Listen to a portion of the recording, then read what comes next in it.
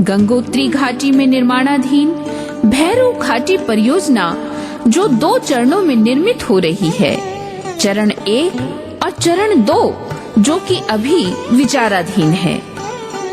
लोहारी नागपाला, यहाँ गंगा को सुरंग में कैद करने का षड्यंत्र पे जारी है, जिसका विरोध पर्यावरण शास्त्री, भूगर्भ शास्त्री, इकोलॉजिस्ट, ग्लेशियोलॉजिस्ट एवं संत महात्माओं द्वारा लगातार जारी है, क्योंकि माँ गंगा का गला यहीं आकर घोटा जाएगा। यहाँ से सिसकती गंगा को पाला मनेरी परियोजना में पुनः कैद किया जाएगा।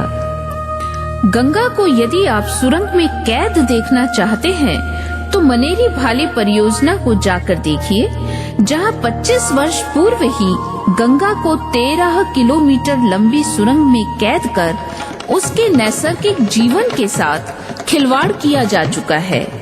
यहीं गंगा का प्राकृतिक सूखा मार्ग भी दृष्टिगोचर होता है। मनेरी भाले परियोजना का दूसरा चरण भी वर्ष 2008 में पूर्ण हो गया है। मनेरी भाले चरण 2 से कुछ किलोमीटर की दूरी पर ही टिहरी बांध परियोजना की 47 किलोमीटर लंबी झील प्रारंभ हो जाती है। यहाँ गंगा नदी न रहकर सड़े जलाशय में बदल जाती है और भागीरथी अपनी पहचान खो देती है। टिहरी बांध के आगे भी भागीरथी पर कोटेश्वर और कोटी भेल परियोजनाएं मुंह बाई खड़ी हैं। वेदनामयी पहलू यह है कि जिस प्रकार टिहरी बांध ने गणेश जी की तपस्या स्थली गणेश प्रयाग को लील लिया, उसी प्रकार कोटली भेल परियोजना भागीरथी अलकनंदा के मिलन स्थल देव प्रयाग को लील लेगी और विकास के नाम पर मानवता एवं देव स्थली का मिलन स्थल खंडित हो जाएगा। वैसे भी दुनिया भर में आज बड़े बांधों का विरोध किया जा रहा है। 19% से ज्यादा ग्लोबल वार्मिंग इन बड़ी बांध परियोजनाओं से निकलने वाली मीथेन गैस के कारण हो रही है, जिसका सीधा असर गंगोत्री ग्लेशियर पर भी पड़ रहा है, जो प्रति वर्ष 23 मीटर की रफ्तार से पिघल रहा है। विश्व के वैज्ञानिक बार बार कह रहे हैं कि सन 2030 तक गंगोत्री ग्लेशियर के पिघल जाने की संभावना है। तब कैसे भारत की कुल आबादी का 37% भाग जो गंगा पर निर्भर है बच पाएगा।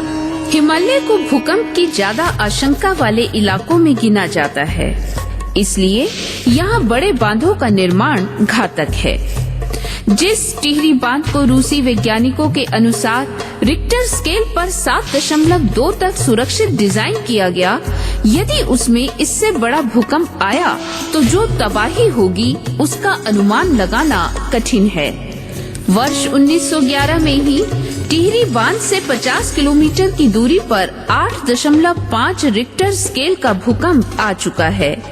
एक अनुमान के अनुसार यदि भविष्य में ऐसा भूकंप आया तो 260 मीटर गहरे जलाशय को खाली होने में मात्र 22 मिनट का समय लगेगा और देखते ही देखते ऋषिकेश 63 मिनट में, हरिद्वार 80 मिनट में, मेरठ 7 घंटों में, बुलंदशहर 12 घंटों में और दिन बीतते बीतते आधी दिल्ली जलमग्न हो जाएगी। तो क्या ये परियोजनाएं हमने भारतवासियों के विनाश के लिए बनाई हैं? जो सरकारें इन बांधों का निर्माण देश की विद्युत आवश्यकता की पूर्ति के लिए कह रही हैं, जरा उनके दावों की असलियत भी जान लीजिए। उदाहरण के लिए टिहरी बांध परियोजना 1000 मेगावाट की है, परंतु अभी तक इससे 250 मेगावाट बिजली का भी उत्पादन नहीं हो सका।